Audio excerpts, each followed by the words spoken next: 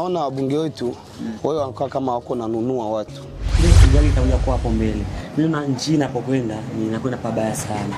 Na ndio kwa maana wabunge ambao wanakuja kutuomba kura zetu inabidi kuwachunguza vizuri. Kama mtangazaji, mimi naona kwamba kufuatana na wale tulichagua tutaweza kuwaacha kwanza tukamate hao mpya. Wale tulichagua malalamiko hata tutoe malalamiko ya kwetu hawajali.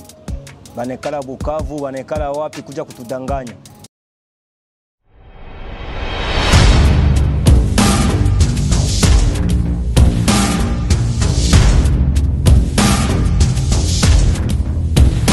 Mpenzi mtazamaji wa Tanganyika TV, nikwambie kwamba rais mzuri, mbunge mzuri anachaguliwa na raia. Awe mbaya, asipokuwa mbaya vile vile anachaguliwa na raia. Na tumefikia wakati wa kwenda kumtafuta kumchagua rais, mbunge ambaye atakaipeleka nchi yetu kwenye hali nzuri sana. Ndio kwa maana leo sisi kama Tanganyika TV tutapita katika hali ya kuchukua maoni ya wakaaji wa jiji la Baraka kuhusu ujio wa uchaguzi. Imebaki miezi miwili mheshimiwa tuingie kwenye uchaguzi, na wewe ni Mkongomani. Kwanza ujitambulisha, alafu tuambie umejipangaje kuhusu uchaguzi. Ya kwanza nashukuru kwa kauli ambayo umenipa. Naweza nikasema kwamba majina yangu ni Mosengo Biaba Joye. Mimi ni Mkongomani 100% sir, 100%. Ndio. Ya, naweza nikasema kuhusiana na mambo ya uchaguzi ni mambo ambayo Wakongomani wanakuwa wanapuuzia sana. Unajua uchaguzi uliopita ulikuwa na shamra nyingi sana, kulikuwa vyama vingi vya kisiasa ambavyo viliweza kujiingiza katika mambo ya kisiasa. Na mpaka sasa ndio, lakini Wakongomani wanatakiwa kufikiria kwa nini chama cha upinzani PPRD hakikuingia katika mambo ya uchaguzi. Na kwa nini akikuingia kwenye masuala ya uchaguzi? Labda chama kimekufa au ni mfumo tu mwingine wametumia katika hali ya kuendeleza siasa hapa DRC? No, kitu ambacho mimi nafikiria mimi kibinafsi, sio kama siwezi kujua kama ni ukweli ama ni uongo, lakini kitu ambacho mimi nakifikiria ni siasa ambayo inatendeka. Kwa sababu gani? Unajua hapa nyuma autorité morale wa ensemble ambaye ni Moïse Chapwe Katumbi aliweza kudeposer candidature yake comme président de la République, mais bakaweza kuiretirer, wakasema kwamba inabidi awe kwanza Mkongomani ambaye ana 100% sûr juu ya ile candidature. Mais pour le moment tushona bali valider candidature yake. Tunashindwa kuelewa sasa Kongomani kwamba ile je wamemkubalia kwa Mkongomani 100% ama Cour constitutionnelle iliamua tuifanye kitu kama kile. Achana na kile. Twende katika chama tawala ambayo ilikuwa chama tawala miaka iliyopita ambayo PPRD. Saizi hakuna hata mbunge wala rais ambaye amejitokeza kuwania ubunge wala kuwania urais. Nasikia. Na ni kitu ambacho wewe kama vile Mkongomani unatakiwa kufikiria. Kwa nia yangu mimi naona labda kuna kitu ambacho kibaya kinakwenda kufanyika. Kwa sababu hauwezi kumkataza mtu ambaye anakuja kwa ajili ya kutetea raia asijiunge na siasa, na alikuwa mwanasiasa. Aachane na mambo ya siasa, akae nyumbani tutakuwa namlipa. Ili iweje? Labda unafikiria kitu gani kitakuja kwa hapo mbele. Mimi na nchi inapokwenda ninakwenda pabaya sana. Na ndio kwa maana wabunge ambao wanakuja kutuomba kura zetu inabidi kuwachunguza vizuri. Hii ni ambayo tunaita tafuta unga, wakipata kura naondoka, kisha baadaye wakati election ndio anakuja. Na ndio wakati raia anakuwa na nguvu kubwa ya kuangalia ni yupi ambaye anafaa na yupi hafai. Ndio, huo ndio muda ambao tunatakiwa kukaa kuchunguza mtu ambaye huyu jamaa tulimpatia kura. Je, tunapaswa kuvalide na tunakuwa na akagua. Tulimpatia alifanya miaka 5. Katika miaka 5 kitu gani ambacho alikifanya kama vile mbunge? Alifanya kitu gani? Je, hichi kitu ambacho alikifanya ni mbunge anatakiwa kifanya ama vipi? Ndio mbunge ana uwezo wa kujenga barabara, kuleta umeme. Ili ni waongo wanakuja kuja kudanganya tu.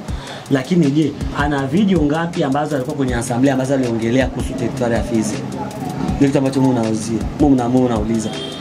Wewe tulichagua kama mbunge, ulifanya kitu gani? Kuna action ambayo mtu anaweza kufanya na yupo mbunge. Kufanyisha salon, kusaidia personne de 3e âge, kusaidia kina mama walijifungua sukari. Wa volontaire wengi tunaona nani wanafanya vile. Lakini wewe kama juu ulipita kwa bunge, unajenga kiatu cha 3 metres sur 40, sasa ndio action ulifanya. Ndio kama mwaka huu unaweza kushuhudia every gani ambayo uliona ukasema hii ni every ilifanywa na mbunge fulani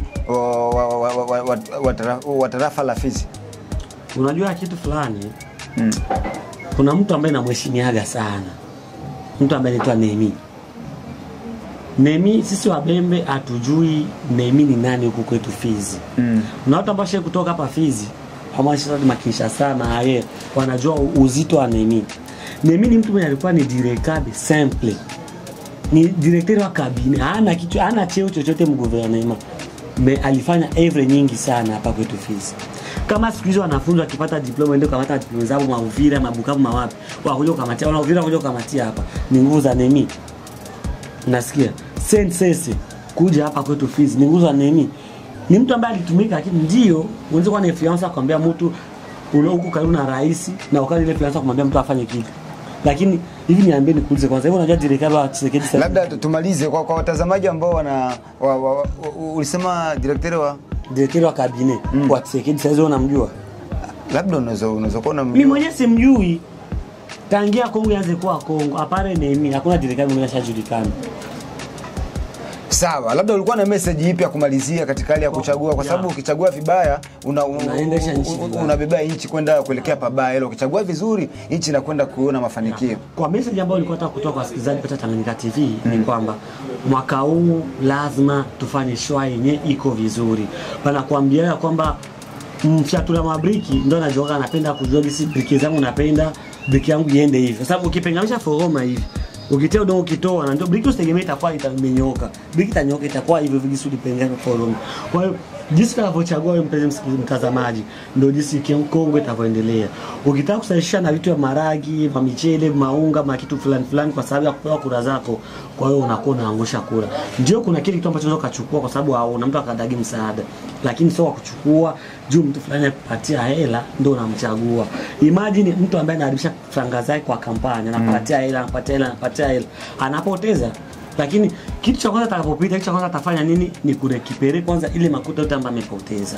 Sikatem chukue vitu, lakini naombeni tuchague vizuri. Asante sana ndugu yangu. Endelea na kazi hapo. Nashukuru. Habari yako mzee? Salama sana bwana mtangazaji. Habari ya masiku zingine? Tunashukuru Mwenyezi Mungu sana tena kwa kuonana. Nadhani imebaki kama miezi miwili tuingie kwenye uchaguzi, na wewe ni mmoja kati ya Mkongomani. Ulikuwa na maoni ipi kuhusu uchaguzi unaokuja? Mimi maoni niko nao kuhusu uchaguzi na kuja. Ifo tunaangalia mbele.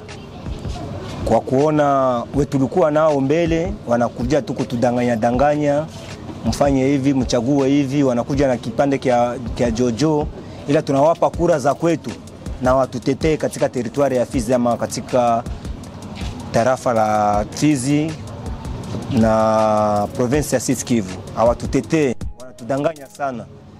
Na mimi ndeza ambia wenzangu wa raia juu ya kugombea, tuangalie gisi ya kugombea, tuangalie gisi ya kuchagua.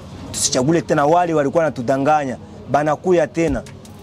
Ndio vile bwana mtangazaji. Labda tuzungumzie wale ambao walifanya miaka mitano ambao tunakaribia kwenda kumaliza hapa. Labda wale tuliona mazuri yao na tukaona mapungufu yao, kwa sababu ni binadamu, hawakamiliki kila jambo. Ila kwa wale ambao watakuja pia nao watakuja kama vile wale walivyokuja mwanzo. Kwa maneno yao hayabadilikagi. Na sisi wa Kongomani kila nakayekuja tunaenda kuchukua huku, tunachukua huku. Hatuna msimamo wala hatujelewi kama sisi wenyewe pia tunachangia nchi yetu kuibeba pabaya, kwa sababu tukitamani kula huku na huku na huku tutajikuta hatuna msimamo, tunaenda kuchagua mtu ambaye wenda atatupelekea sisi kwenda pabaya na wakati tuko na macho ya kuona. Ndio bwana mtangazaji, mimi naona kwamba kufatana na wale tulichagua tutaweza kuwaacha kwanza tukamate hao mpya. Wale tulichagua malalamiko, hata tutoe malalamiko ya kwetu hawajali. Banekala Bukavu, banekala wapi kuja kutudanganya. Tukamate sasa hao mpya na tukamate wa vijana. Inabidi tukamate wa vijana tukamate. Na kati yao wanakuya kuna watu walishapigania Kongo. Wanafanya mambo yenye inastahili kwa watu wote. Hawapane chumvi, hawapane makayabu, lakini nguvu zao ni masuja. Tunawajua, tutawasema majina. na kama unapenda tuwaseme majina bwana tutawasema. Mashujaa tunaongelea watu ambao walifanya mambo mazuri. Kama kuna wale wabunge ambao uliona waliweka hata kama ni nafasi fulani ambao kidogo mtu akipita anasema mbunge fulani ule alitaka kitu kwa kuongeza kidogo maendeleo kwenye tarafa letu la Fizi ama kwenye mji wa Baraka, una haki ya kuzungumzia kwa sababu tupo wakati wa kampeni. Na wakati wa kampeni ndio wakati sisi raia tunakuwa na nguvu ya kumchagua yule ambaye sisi tunapenda katika hali ya kuleta ubora hapa nchini. Ndio bwana mtangazaji, hiyo unasema ni kweli. Katika wagombea tulikuwa nao, upande wangu mimi siko mtu wa Mezoskale, lakini Mezoskale alileta maendeleo, alijenga mabilalo, alisaidia mama kutoka kwa mashamba. Mimi siko mtu wa ngambo ya kwake, ila Mezoskale tuliona. Na kuna mwingine mwenye iko anajitokeza, alisaidia kwenda kupigana Goma, alisaidia Kongo kwenda kupigana Rwanda, alisaidia tusipane territoire ya Minembwe, naye yuko hapa anakuja kugombea. Bwana Hamisi Marton anatoka katika chama cha Majimaji, anakuja kugombea, iko ku national, naye ule ndio anaitika damu yake kumwangika. Ni mzalendo kama mimi, kama wewe, kama na mwingine. Kama gisi Mezoskale mzalendo, alifanya vyote vinawezekana kutujengea madaraja, kutujengea nini. Bali ndio tunapenda masuja kama wale. Kumbe miaka ambayo ilipita kuna wakongomani ambao walichagua vibaya, kuna wale walisafiria kumbo kwa sababu ndugu yake sehemu ambako anaishi alipenda mbunge fulani, lazima anamlazimisha utaenda kuvote fulani. Labda ile miaka alichagua vibaya, na kuna wakongomani ambao wanakuona kupitia Tanganyika TV Kongo nzima. Unaweza kuwa na lipi lolote lile la kuambia? Ndio bwana journaliste, ndio bwana journaliste, ile naikubali. Na ndakuelezea kweli ile mambo ya uchaguzi juu mimi ndafanya hivi niite ndugu yangu tufanye naye hivi. Hapana. Tuchague kwa ukweli, ile mambo tuyache. Juu mimi najua ndugu yangu alipita leta hivi niite mwingine. Hapana bwana journalist. Tufunguke macho, tuchague kwa ukweli, kwa kuona kule mbele kuna kuja nini na tutafanya nini bwana journalist. Okay, asante kwa muda wako. Labda tuseme kwamba kwa wale wote ambao uliwaona walifanya mazuri, hata sasa hivi wakirudia, nahisi kwamba utakuwa d'accord nao, na unaongezea hata wengine wabunge waige mfano wa wale ambao kidogo ulishuhudia kuna Evre Zabo Muja Baraka. Ndio kabisa. Wale kabisa kama gisi wanakuja tena, mimi waunga mkono wote wawili. Tuwachagule kwa sababu ya maendeleo. Wale wanaleta maendeleo. Na bengine wabunge watakuya wakibatika kupita, wafanane bale. Basifanane wale wa kutudanganya. Tutafanya hivi, tutajenga hapa na tujenge hapa. Tutaleta hivi. Walitudanganya eti watatuletea moto. Moto iko hapa karibu hapa kubaraje. Lakini walitudanganya, wanakuja tena kutudanganya. Ila gisi walipita wale wabunge wote watano, wana uwezo na mamlaka kutusemea kule mbele, na sisi tunapata moto hapa. Yaani kama tulishindwa kupata barabara mwaka huu, tulishindwa kupata umeme, kushindwa kupata maendeleo mengine, inaonekana labda wabunge ambao tulichagua wenda kule walikuwa kimya sana, walikuwa waongei, ndio kama tulishindwa kupata mabadiliko fulani ambayo tulitakiwa kuyapata hapa jijini Baraka. Ndio bwana journalist, walisinzia, walishindwa kusema. Wangekuwa wasuja kama vile Bitakwira hapa kwetu Baraka kama territoire ya Fizi, tungekuwa kabisa na sisi tunaenea. Naona territoire ya Uvira Bitakwira ni suja, anasema bila boga, anageuza kwao kuwa Ulaya, anatia matala, anatia nini, lakini wabunge hapa kwetu wanasinzia, wanalala, hawafee. Asante sana kwa muda wako. Asante sana bwana journalist. Unasema kwa majina nani pale? Kwa majina naitwa Wilonja Lunanga Kimbaseke, upendo, amani na maendeleo. Kwa majina naitwa Suleimani Mwimo. Mimi ni muuzangu hapa Baraka. Mimi ni Mkongomani kiukweli. Ni maoni yangu nao kwa ajili ya uchaguzi. Mimi ningehusu kila Mkongomani tusichague vitu. Tusichague makayabo, tusichague vikwembe. Tunapaswa kuchagua mtu ambaye anafaa, mtu ambaye atasogeza nchi kuwa mbele, na mtu ambaye atasaidia wananchi. Atasaidia wananchi kielimu, atasaidia wananchi kuongeza uchumi wa nchi. Yote sisi sote tuwe tumefaidika kwa vizuri vya nchi yetu ambao Mungu ametupatia. Ndio hiyo. Ningeomba kila Mkongomani ambaye atachagua achague mtu, aone mtu yule ambaye kabisa naye kuna uchungu wa Wakongomani, uchungu wa raia. Na ndio umesema kweli, kuna raia wanachagua vitu, hawachagui mtu. Na hapo katikati turudie nyuma, labda kuna swali ningeuliza. Kwa nini sana wabunge wetu wanatumia vitu katika hali ya kutushawishi sisi tuwape kura zetu. Kwa nini wasitumie mbinu nyingine katika hali ya kutuonesha mafanikio, kusikia yale malalamiko yetu ambayo tuko tunawalalamikia katika hali ya kutumizia sisi? Tunaona wabunge wetu wao wanakuwa kama wako nanunua watu, na ndio maana kila leo wanatumikaga vibaya, kwa sababu wanaona wakipatia mtu kitu au wanakuwa kama wamekuuza hapo. Sasa unaona umemchagua kwa sababu amepatia vitu, kisha huko nyuma mambo yanakuwa haribika kwa sababu wao kuchagua mtu hapo alichagua vitu vyake. Ndio hivyo. Ulikuwa na lipi, labda kuna lingine ambalo ulitakiwa kuongeza kama pendekezo kama Mkongomani ambalo ndio mimi sikukuuliza, ni kitu ambacho ulikuwa unatakiwa wewe mwaka huu, labda mwaka jana uliona madhaifu fulani kuhusu uchaguzi, ungesi mwaka huu yale madhaifu yasijirudie ili uchaguzi upite katika hali ya ukimya yenye kuwa na usalama? Mimi kila mwaka kiukweli nimeshachagua mara pili ndani ya nchi, na kila uchaguzi naona kama uchaguzi unaendaka kimagendo ndani ya nchi, kwa sababu tunachagua afu nyuma kuchagua wabunge wote wanatuahidia mkinichagua nitawafanyia hiki na kile, lakini hapo baada kuwachagua wanakuwa kama wamejitumikia wao na familia zao. Ndio maana ningeonya kila Mkongomani kiukweli aangalie pamoja na Mungu tupate kuchagua mtu ambaye anafaa ndani ya nchi. Ukiangalia sana kwenye umri wa wabunge, ninyi vijana hampo, na sasa hivi kuna vijana wasomi wapambanaji wana akili kubwa. Kwa nini nao pia wasipewe nafasi? La, wao wanashindwa kugombea kwa sababu ni maskini, hawana zile pesa za kushawishi watu, la wanahitaji nao pia wapate ile support ya kwenda kupambana ili waangalie kama watabadilisha nchi yetu nayo iwe vizuri.